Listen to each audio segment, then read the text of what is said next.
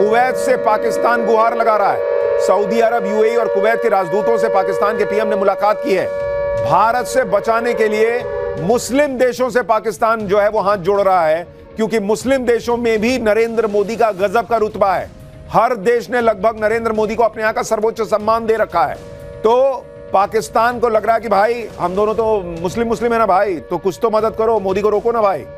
भारत को रोकने के लिए मुस्लिम देश जो है वो मदद करें। पाकिस्तानी पीएम शहबाज शरीफ ये प्रयास कर रहे हैं, लेकिन ये सारे संकेत हैं कि पाकिस्तान से जो लोड भारत दे रहा है इस वक्त वो बर्दाश्त नहीं हो रहा और युद्ध किसी भी समय हो सकता है। शहबाज शरीफ की हालत खराब है। शहबाज शरीफ भागे भागे घूम रहे, कभी चीन के पास जाते हैं, कभी अमेरिका के पास जाते हैं, कभी मुस्लिम देशों के पास जाते हैं। कल चीन के राजदूत से शहबाज शरीफ ने बैठक की थी। आज सऊदी अरब, यूएई, कुवैत के राजदूतों से बात की है और इन सारी मीटिंग का मकसद एक ही है कि नरेंद्र मोदी के गुस्से से खुद को बचाया जाए। पाकिस्तान को पता है कि नरेंद्र मोदी नहीं छोड़ेंगे, पहलगाम का बदला लेना निश्चित है, इसलिए पूरा पाकिस्तान भागम भाग कर रहा है। पाकिस्तान से अभी की 5वीं बड़ी खबर अब आपको बता देता हूं। पाकिस्तान से आ रही 5वीं बड़ी ब्रेकिंग न्यूज। युद्ध के डर से पाकिस्तानी सेना में हड़कंप मचा है। पाक आर्मी चीफ असीम मुनीर की भागम भाग, भागे भागे असीम मुनीर सैनिकों के पास पहुंचे हैं। झेलम में पाक सैनिकों के बीच पहुंचकर जनरल मुनीर ने जो किया है, अब आपको उसकी तस्वीर दिखाता हूं। यह तस्वीर देखिए, यह पाकिस्तान के आर्मी चीफ असीम मुनीर की तस्वीर है, जिसमें उनका डर दिख रहा है। असीम मुनीर एक टैंक पर चढ़ गए और टैंक पर चढ़कर भाषण देते दिख रहे हैं। वो पाकिस्तान की खत्म सेना में जोश भरने का प्रयास कर रहे हैं, क्योंकि एक हफ्ते से पाकिस्तानी सेना और उसके सैनिकों के हाथ पांव ठंडे पड़े। उन्हें लग रहा है कि भारत ने हमला किया तो कहां जाएंगे। असीम मुनीर भी इसलिए सैनिकों के बीच पहुंच गए क्योंकि असीम मुनीर को अपनी कुर्सी और अपनी जान दोनों बचानी है, इसलिए वहां पर वो पहुंचे। हालांकि कुछ लोगों का कहना है कि ऐसा तो नहीं कि पाकिस्तान प्रोपेगेंडा कर रहा है और भारत को दिखाने के लिए कोई पुराना वीडियो डाल रहा है, लेकिन पाकिस्तान कुछ भी कर सकता है। पाकिस्तान पर एक्शन की एक और बड़ी खबर, ब्रेकिंग न्यूज नंबर 6। पाकिस्तानी सेना का यूट्यूब चैनल भारत में बैन हो गया है। यानी नरेंद्र मोदी सरकार लगातार बैक टू बैक एक्शन ले रही है। पाकिस्तान के पीएम का यूट्यूब चैनल भारत में बैन कर दिया है। मतलब इससे बड़ी बेइज्जती क्या होगी कि भारत ने कहा कि होगा तुम्हारा पीएम, हटाओ इसको, ले जाओ, इसका यूट्यूब चैनल यहां नहीं चलेगा। पाकिस्तानी क्रिकेटर्स का इंस्टा अकाउंट भारत में ब्लॉक हो गया है। बाबर आजम, शाहीन अफरीदी और रिजवान का इंस्टा अकाउंट बैन हो गया है। पाक सिंगर आतिफ असलम का इंस्टा अकाउंट ब्लॉक कर दिया गया है। इससे पहले हानिया आमिर और माहिरा का अकाउंट भी बैन हो गया था। यानी नरेंद्र मोदी सरकार क्लियर मूड में है कि hello, if you are a Pakistani, अपने देश में रहो, मेरे यहां मत आओ।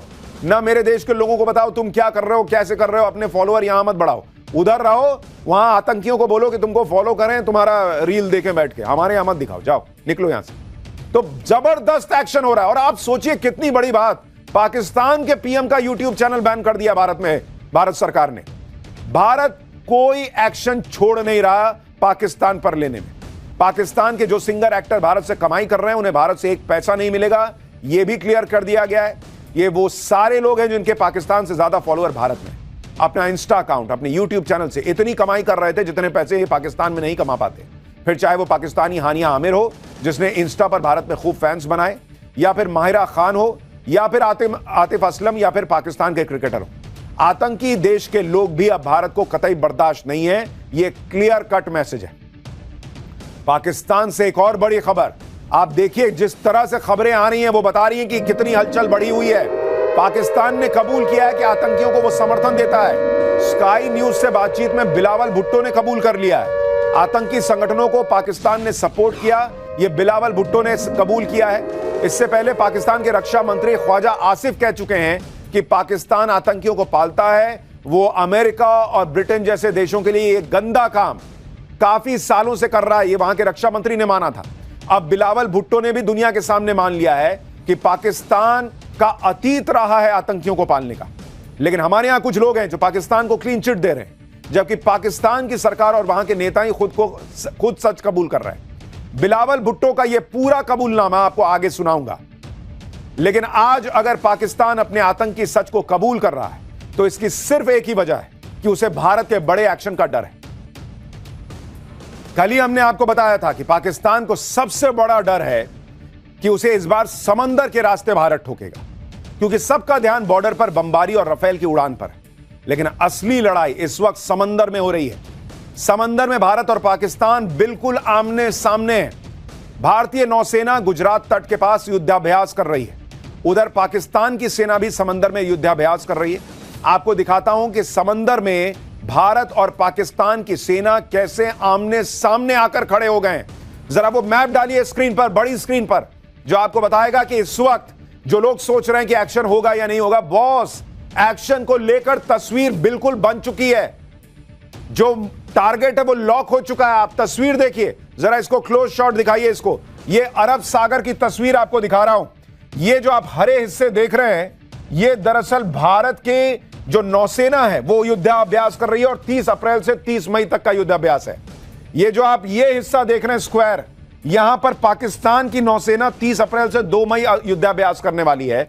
लेकिन अगर आप इन दोनों के बीच की दूरी को देखेंगे, यहां पाकिस्तान की नौसेना और यहां भारतीय नौसेना, और इन दोनों के बीच जो दूरी है मात्र 85 नॉटिकल माइल्स की। आप देखिए, यानी कि बहुत कम जो है दूरी दोनों के बीच में वो नजर आ रही है। और ये 85 नॉटिकल माइल का मतलब है 157 किलोमीटर, 150 किलोमीटर। भाई इतनी की दूरी पर भारत की नौसेना और पाकिस्तान की नौसेना आमने सामने खड़े हैं। ध्यान देने वाली बात यह है कि दोनों नौसेनाएं एक ही वक्त में अपने अपने इलाके में युद्धाभ्यास कर रही हैं।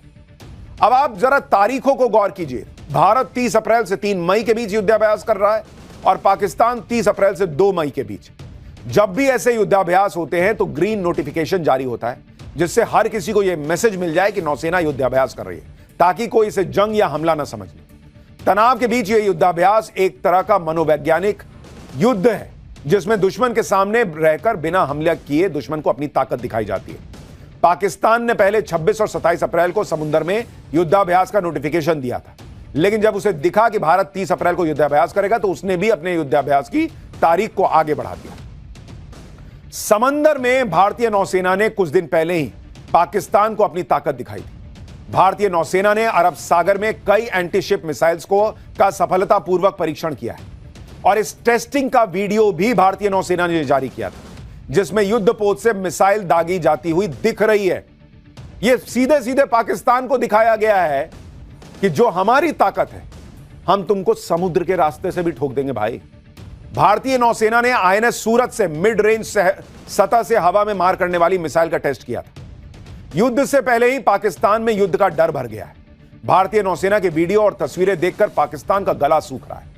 भारतीय सेना अपने युद्धपोत को समंदर में उतार चुकी है और उसकी तस्वीर डालते हुए उन्होंने लिखा, no mission too distant, no sea too vast, यानी कोई भी लक्ष्य बहुत दूर नहीं है हमारे लिए। यह भारतीय नौसेना ने तस्वीर डालकर पाकिस्तान को बताया है। भारत की तैयारी और ताकत देखकर पाकिस्तान खौफ में है। पाकिस्तान के नेवी चीफ अपने जवानों को इस डर से बाहर निकालने के लिए डायलॉगबाजी कर रहे हैं। इस वीडियो में पाकिस्तान के navy chief admiral Naveed Ashraf अपने जवानों से कह रहे हैं कि अपनी ताकत का इस्तेमाल करने का वक्त आ गया है। पाकिस्तानी नौसेना के अधिकारी कह रहे थे कि अपने आप को मनवाने का समय आ गया है, लेकिन एक बार के लिए सुनाई दिया कि अपने आप को मरवाने का समय आ गया है, क्योंकि भारत मारेगा भाई, बहुत तेज मारेगा। और जो पाकिस्तानी नौसेना है ना, उनके पास कोई युद्धपोत है जिससे कि आप जो है एयरक्राफ्ट उड़ा लीजिए, ना उनके पास न्यूक्लियर सबमरीन है, कुछ नहीं है भाई, ढेले भर की ताकत नहीं है समुद्र में। तो मनवाने का नहीं, ये अपने आप को मरवाने का समय है आपके लिए। लौट जाइए तो ज्यादा अच्छा है। पाकिस्तानी सेना जिस खौफ में इस वक्त है उससे जुड़ी एक बड़ी खबर आ रही है, वो आपको बता दूं। भारत के हमले के डर से पाकिस्तान में हाई लेवल मीटिंग हुई है। इस वक्त इस्लामाबाद में पाक नेवी और एयरफोर्स चीफ की मुलाकात हुई है। पाक नेवी चीफ को एयरफोर्स की तैयारियों के बारे में बताया गया है। हमले के वक्त नेवी को मिलने वाले एयरफोर्स के सपोर्ट पर चर्चा की गई है। यानी यह मीटिंग भी बता रही है कि बहुत संभव लग रहा है पाकिस्तान को कि भारत समुद्र के रास्ते हमला करेगा, और चूंकि उनके पास युद्धपोत कैरियर नहीं है तो उनको एयरफोर्स से बात करनी पड़ रही है कि भाई उधर से वो ठोकने आएंगे तो तुम टाइम पे आ जाना, ऐसा ना कि हम इंतजार करते रह जाएं। ये मीटिंग हुई है पाकिस्तान में नेवी और एयरफोर्स की।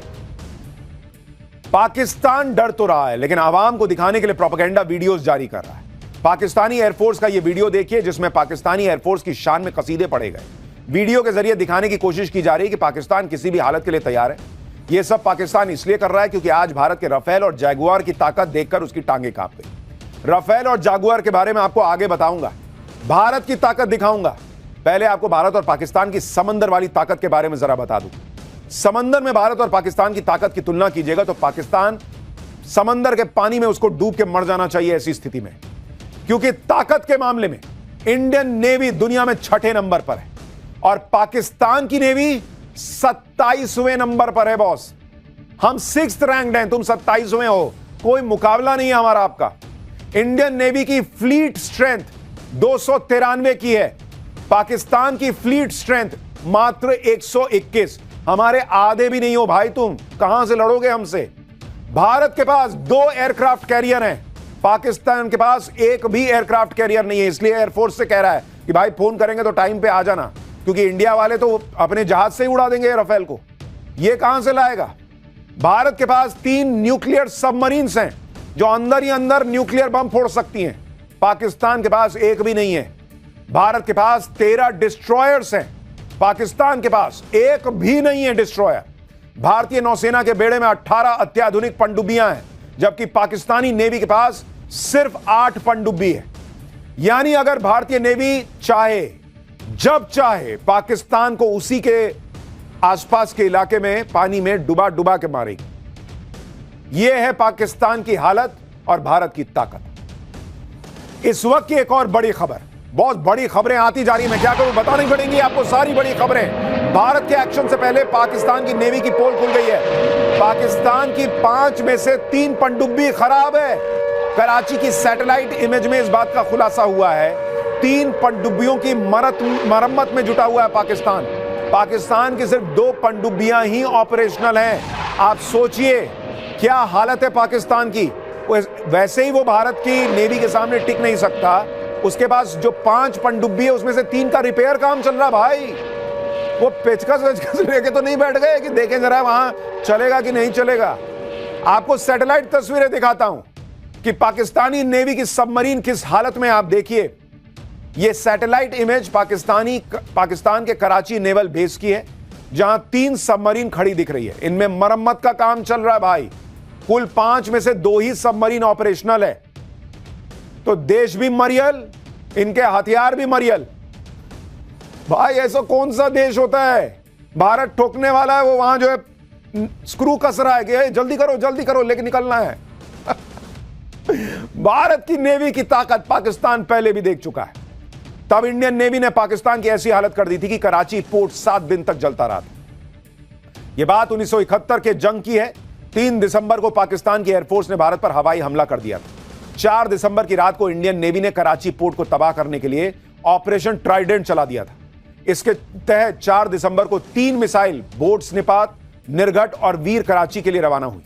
उनको 2 फ्रिगेट INS किल्टन और कछाल टो करके ले जा रहे थे। हमले के लिए रात का वक्त चुना गया, लेकिन इंडियन नेवी के इस प्लान में एक अड़चन आ गई। पाकिस्तानी नौसेना का पोत PNS खैबर कराची से दक्षिण पश्चिम में गश्त लगा रहा था। यह वही पोत था जिसने 1965 के युद्ध के दौरान भारत के द्वारका में नौसेना के ठिकाने पर हमला किया। लेकिन इस बार बदला लेने की बारी इंडियन नेवी की थी।